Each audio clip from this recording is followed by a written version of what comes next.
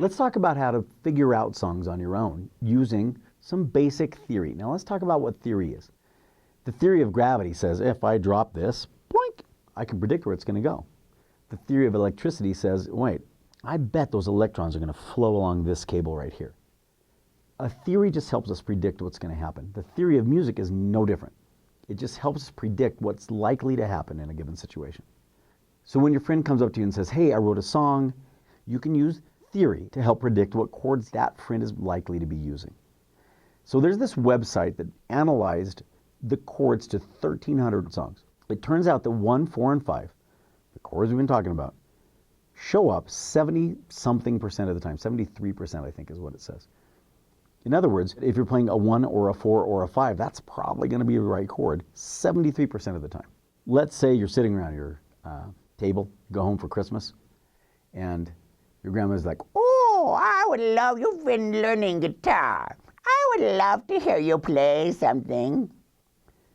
all right, what would you like to hear? Oh, it's Christmas time. Why don't you play one of those Christmas songs? And you're expected to play along. Now, here's the cool thing. Most Christmas songs, folk songs, Christian-based songs, they're pretty much 1, 4, 5. Now, what I'm going to pick just randomly, I'm going to pick the key of G, which again means we're based on a G major scale, and which means then we're going to use the G as the 1 chord, C as the 4 chord, D as the 5 chord. At some point, the melody note is going to clash with that chord. Silent night, holy night, oh, that note doesn't work. When the note clashes with the chord, we should change chords. If you're on the 1 chord and you can hear that that chord needs to change, it's either going to be the 4 chord or it's going to be the 5 chord. Guaranteed, you got a 50-50 shot of hitting that next chord right. Watch. Silent night. I'm going to try the 4 chord.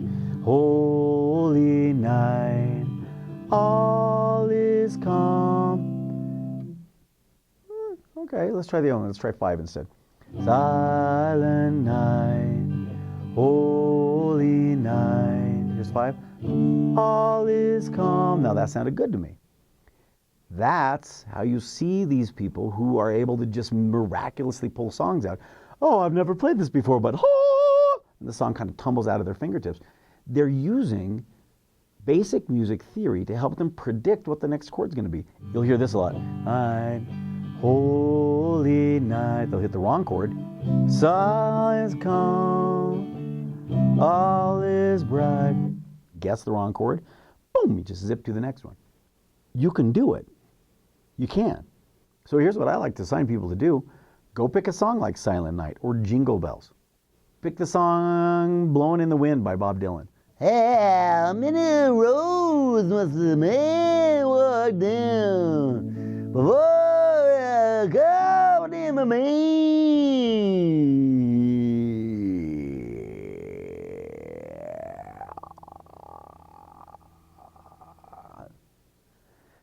Now here's the cool thing.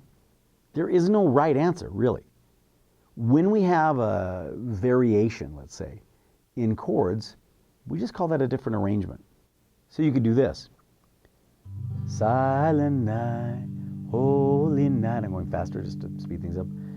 All is calm, all is bright. Now that's a fairly busy arrangement. A not so busy arrangement would be silent night, holy night, all is calm, all is bright, and they both work. So there's no right answer. It's, oh, well, should I switch to the C chord? Well, if your ear tells you to switch to the C chord, switch to the C chord. If it doesn't, don't. Now there is one more song I'm going to talk about that uses 1, 4, 5, and it's the song we've been using in every chord group up till now. Happy Birthday. Happy Birthday is a 1, 4, 5 song. And now you can do it in 5 different keys. So you can make all of your friends happy. The bass, hey, let's play 1, 4, 5, let's play Happy Birthday. All the way up to the soprano. I'd like to do Happy Birthday. I didn't know you were friends with Glinda the Good Witch, but okay, congratulations, good for you. So here's what I like to suggest. Go pick a song that you know uses 1, 4, 5. Well, how do I know, Dave? How do I know which songs use 1, 4, 5? It's a great question. I'm glad you asked it. Go check on the internet. Go ask. Just type in, give me a list of 145 songs, and about 1.5 million websites will pop up and say, here they are. So great. Click on it. If you're like, oh my gosh, that song's 145, click. But I'm going to suggest not looking at the chords, right? The point is we're trying to develop your ear. So go listen to it and say, well, it's 145 and it says here in the key of A, maybe you get the starter chord. But then as soon as you can, try to start saying, okay, well, hey, they just changed chords. It's either got to be 4 or it's got to be 5. The faster you can do that, the better. And remember, we're trying to focus on the keys of A, D, G, E, and C.